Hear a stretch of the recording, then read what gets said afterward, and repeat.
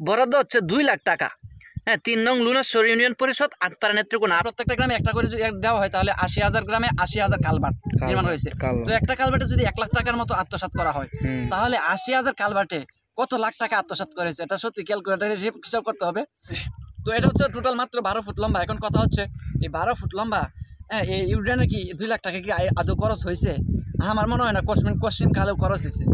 বিসমিল্লাহির রহমানির রহিম। শুরু করছি মহান পরাক্রমশালী সর্বশক্তিমান আল্লাহ তাআলার নামে, যিনি আমাদেরকে এবং এই সারা পৃথিবী দুজানের বাদশা। তো যাই হোক, আজকে অনেক বেশি মর্মান্তিক একটা বিষয় নিয়ে হাজির হইলাম। তো আমি যেখানে দাঁড়িয়ে আছি এটা হচ্ছে একটা কালভার্ট, আচ্ছা এটার নাম হচ্ছে ইউড্রেন।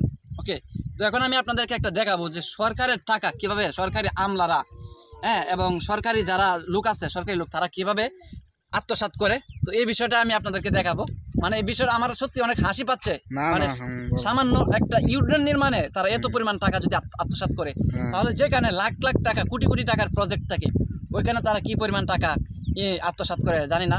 তো যাই হোক, চলেন দেখা যাক জিনিসটা কি, দেখাই দেখি। তো এইদিকে এখানে দেখেন, এখানে হচ্ছে এই যে লেখা আছে কাপুর হাওড়ের রাস্তায় বজনু মিয়ার জমির উপর ইউড্রেন নির্মাণ, বরাদ্দ হচ্ছে 2 লাখ টাকা। হ্যাঁ, 3 নং লুনেশ্বর ইউনিয়ন পরিষদ আটপাড়া নেত্রকোনা। আপনারা আমাদের লোকেশনটা দেখে ফেললেন। ওকে, তো এখন আমার কথা হচ্ছে ইউড্রেনটা একটু দেখা, নিচে দা দিলু, নিচে দা। তো এই দেখেন, এটা হচ্ছে ইউড্রেন, ঠিক আছে, ভালো করে দেখা। তো এখন কথা হচ্ছে ভিউয়ার্স, আমার কথা হচ্ছে এই যে ইউড্রেন কতটুকু পরিমাণ দিল, ভালো আনছিল? 1 গাড়ি না, 1 গাড়ি বালু, 1 গাড়ির মতো শুনছি, আমরা যেটা শুনছি, এবং আমি বাড়িতে ছিলাম না, যারা পার্মানেন্ট অন্য টুকটাক কাজ করছিলাম। তো যাই হোক, 1 গাড়ির মতো বালু এবং 1 গাড়ি সুরকি এবং সিমেন্ট আনছিল কিছু, এবং কিছু রড, ঠিক আছে, আর কিছু ইট, এগুলো আনছে, এবং লেবার টেবার দিয়ে মিস্ত্রি টিস্ত্রি দিয়ে কাজ করাইছে। তো এটা হচ্ছে টোটাল মাত্র 12 ফুট লম্বা। এখন কথা হচ্ছে এই 12 ফুট লম্বা এই ইউড্রেনে কি 2 লাখ টাকা কি আদৌ খরচ হয়েছে? আমার মনে হয় না, কোশ্চিন কালেও খরচ হয়েছে। কারণ আমরা যে পরিমাণে আমরা খবর, মানে আমরা যেটা জানি যে 1 গাড়ি ভালু এবং 1 গাড়ি সুরকি এগুলো যদি আনতে হয় এবং সব কিছু মিলিয়ে টোটাল সর্বোচ্চ 70 থেকে 80,000 টাকার মতো খরচ হবে।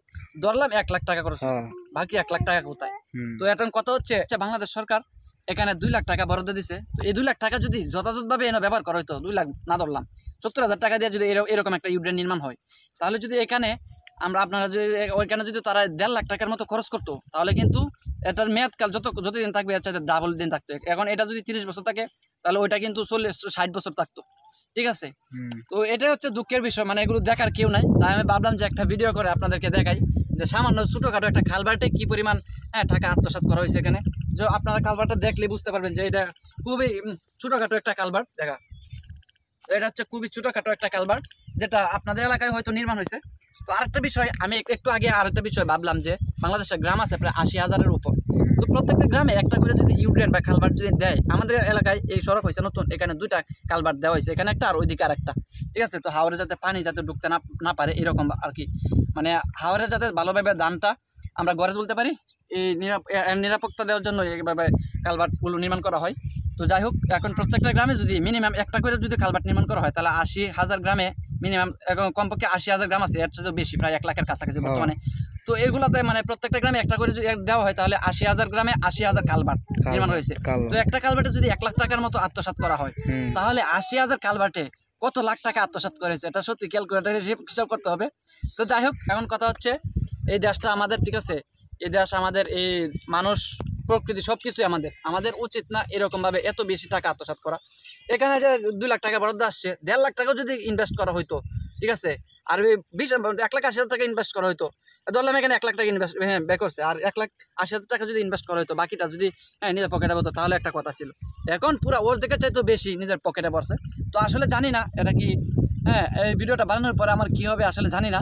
তো আমার মনে হয়েছে যে এই বিষয়টা নিয়ে এক ভিডিও করা উচিত, ঠিক আছে। এই ভিডিওটা আপনার মতন 2-4 লোক টাকা দরকার, ওয়েস্টার সুমনের মতন আপনার মতন 2-4 যাই হোক, আমি কথা হয়েছে এই ব্যারিস্টার সুমন স্যার থেকে আমরা ইন্সপায়ার্ড, ঠিক আছে। দ্যাটস আমি একটা ভিডিও বানাইলাম, একটা প্রতিবাদমূলক ভিডিও। তো ব্যারিস্টার সুমন স্যার যেহেতু অলওয়েজ এই ধরনের ভিডিও বানাইছে, তো যাই হোক, আমাদের এখানে এই জিনিসটা আমার চোখে পড়লো যে এটা নিয়ে একটা ভিডিও বানানো উচিত।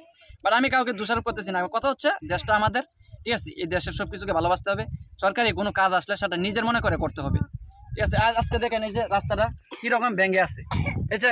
তো 2 লাখ টাকা দামের প্রজেক্ট এখানে রাস্তা ভেঙে থাকে এবং মাত্র রাস্তা হচ্ছে 5 হাত হবে বা 5 ফিট হবে, এই ধরো 10 ফিট হবে, 10 ফিটের রাস্তা এই জায়গাটা ভেঙে আছে। এই জায়গাটা উচিত ছিল টোটালি একদম মানে সুন্দরভাবে ঘেরাও দিয়ে রাখা উচিত ছিল। তো এটা হচ্ছে 2 লাখ টাকার ভিতরে, কিন্তু এই কাজটা কিন্তু 2 লাখ টাকার প্রজেক্টের ভিতরেই। তো যাই হোক, ভিডিও থাকবে এই পর্যন্তই। হ্যাঁ, কারো মনে কষ্ট দিয়ে থাকলে ভিডিও দ্বারা কেউ যদি কষ্ট পেয়ে থাকেন তাহলে অবশ্যই ক্ষমা দৃষ্টিতে দেখবেন। আমি জাস্ট এটাই বলতে চাইছি যে আমাদের উচিত না এভাবে, হ্যাঁ মানে আমাদের উচিত সরকারি টাকা যথাযথভাবে ব্যবহার করা। তো যাই হোক, ভালো থাকবেন সবাই, সবাইকে ধন্যবাদ, সকলকে নামাজের দাওয়াত রইল। আসসালামু আলাইকুম। আল্লাহ।